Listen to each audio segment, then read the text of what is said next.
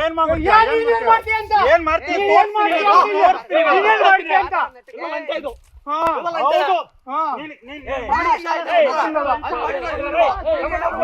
ಅಂತ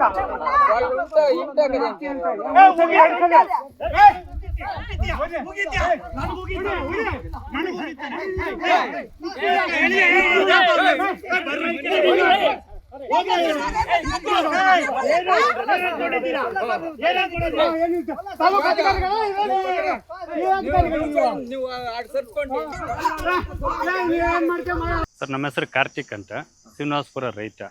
ಏನಾಗಿದೆ ಅಂದರೆ, ಶ್ರೀನಿವಾಸಪುರ ತಾಲೂಕಲ್ಲಿ ಇವತ್ತು ರೈತರಿಗೆ ಬೇರೆ ವ್ಯಕ್ತಿಗಳ ದೌರ್ಜನ್ಯಕ್ಕಿಂತ ರೈತರ ತಹಸೀಲ್ದಾರ್ ದೌರ್ಜನ್ಯ ತುಂಬ ಹೆಚ್ಚಾಗಿದೆ. ಅಂದರೆ ದಾರಿ ಒತ್ತುವರಿ ತೆರವುಗೊಳಿಸುವಂಥ ನೆಪ ಹೊಡ್ಕೊಂಡೋಗಿ ತಹಸೀಲ್ದಾರ್ ರೈತರ ಮೇಲೆ ನೇರವಾಗಿ ಹಲ್ಲೆ ಮಾಡ್ತಾ ಇದ್ದಾರೆ.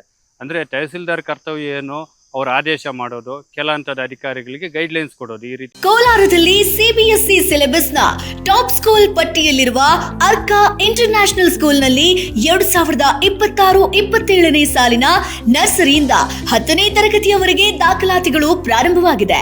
ಹೈಟೆಕ್ ಸ್ಕೂಲ್ ಬಿಲ್ಡಿಂಗ್, ಆಟದ ಮೈದಾನ, ನುರಿತ ಶಿಕ್ಷಕರು ಹಾಗೂ ವಿದ್ಯಾರ್ಥಿಗಳಿಗೆ ಕ್ರೀಡಾ ತರಬೇತಿ ಜೊತೆಗೆ ಸುರಕ್ಷಿತ ಬಸ್ ವ್ಯವಸ್ಥೆ ಕಲ್ಪಿಸಲಾಗಿದೆ. ನಿಮ್ಮ ಮಗುವನ್ನ ದಾಖಲು ಮಾಡೋದಕ್ಕೆ ಹಿಂದೆ ಭೇಟಿ ನೀಡಿ. Arka international school, Maderahalli. ಮಾಡಿ ಆ ರೀತಿ ಮಾಡಿ ಅಂತ, ಬಟ್ ಅವ್ರು ಆ ರೀತಿ ಮಾಡ್ತಾ ಇಲ್ಲ. ರೈತರು ಏನಾದ್ರು ಅಡ್ಡಿ ಬಂದಾಗ ಅದಕ್ಕೆ ಅಂತ ಪೊಲೀಸರು ಇದ್ದಾರೆ, ಪೊಲೀಸರಿಗೆ ದೂರು ಕೊಟ್ಟು ಪೊಲೀಸರ ಮುಖಾಂತರ ಬಂದೋಬಸ್ತ್ ತಗೊಂಡು ಅವ್ರು ಕೆಲಸ ಮಾಡಬೇಕು. ಆದರೆ ಶ್ರೀನಿವಾಸಪುರ ತಾಲೂಕಲ್ಲಿ ಆ ರೀತಿ ನಡೀತಾ ಇಲ್ಲ.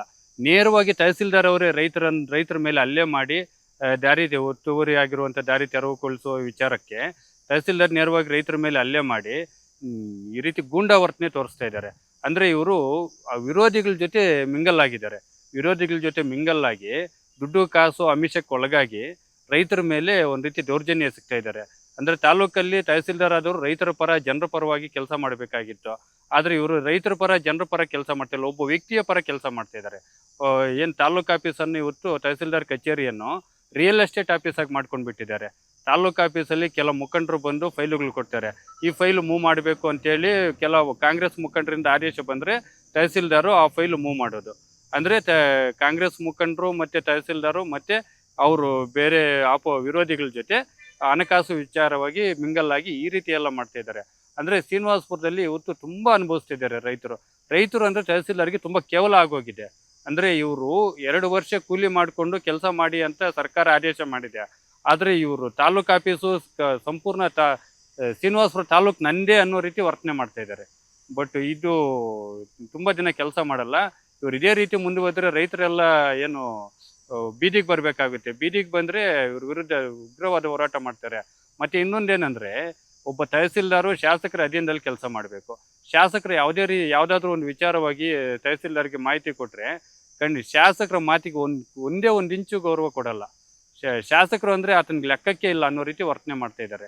ಅಂದರೆ ಇವರು ಪ್ರಜಾಪ್ರಭುತ್ವದಲ್ಲಿ ಕೆಲಸ ಮಾಡ್ತಾ ಇದ್ದಾರೆ, ಇಲ್ಲ ಹಿಟ್ಲರ್ ಆಳ್ವಿಕೆಯಲ್ಲಿ ಕೆಲಸ ಮಾಡ್ತಾ ಇದ್ದಾರೆ ಅನ್ನೋ ಅನುಮಾನ ಇವತ್ತು ಕಾಡ್ತಾ ಇದೆ. ಈಗ ಶ್ರೀನಿವಾಸಪುರ ತಾಲೂಕಿನ ಬೈರಪ್ಪಲ್ಲಿ ಮತ್ತು ಕುಮ್ಮಗುಂಟ ಕಾಲ್ದಾರಿ ವಿಚಾರವಾಗಿ ಅಲ್ಲಿ ಕಾಲ್ದಾರಿ ಒತ್ತುವರಿ ಆಗಿದೆ ಅಂತೇಳಿ ಕೆಲವರು ದೂರು ಕೊಟ್ಟಿರ್ತಾರೆ. ಅದು ದೂರಿನ ಆಧಾರದ ಮೇಲೆ ಏನು ಈ ತಹಸೀಲ್ದಾರ್ನವರು ಸ್ಥಳಕ್ಕೆ ಭೇಟಿ ಕೊಡ್ತಾರೆ.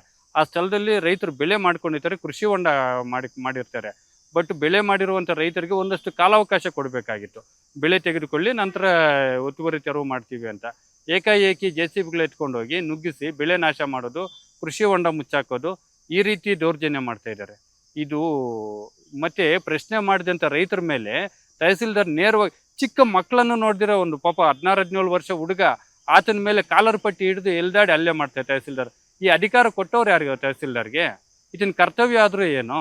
ಇದನ್ನ ಕರ್ತವ್ಯ ಮಾಡ್ದಿರೋ ರೌಡಿ ಥರ ವರ್ತನೆ ಮಾಡ್ತಾ ಇದ್ದಾರೆ. ಅಂದರೆ ಮೇಲಧಿಕಾರಿಗಳು ಏನು ಮಾಡ್ತಾ ಇದ್ದಾರೆ ಇಂಥವ್ರನ್ನ ಇಟ್ಕೊಂಡು? ಅಲ್ಲಲ್ಲ, ಮುಂದೆ ಎಲ್ಲ ಏನು ತಾಲೂಕಿನ ಜನತೆ ರೈತರೆಲ್ಲ ಏನು ಡಿಸ್ಕಸ್ ಮಾಡ್ತಾ ಇದ್ದೀವಿ, 1-2 ದಿನಗಳಲ್ಲಿ ತಾಲೂಕು ಆಫೀಸ್ ಮುಂದೆ ಉಗ್ರವಾದ ಹೋರಾಟ ಮಾಡ್ತೀವಿ.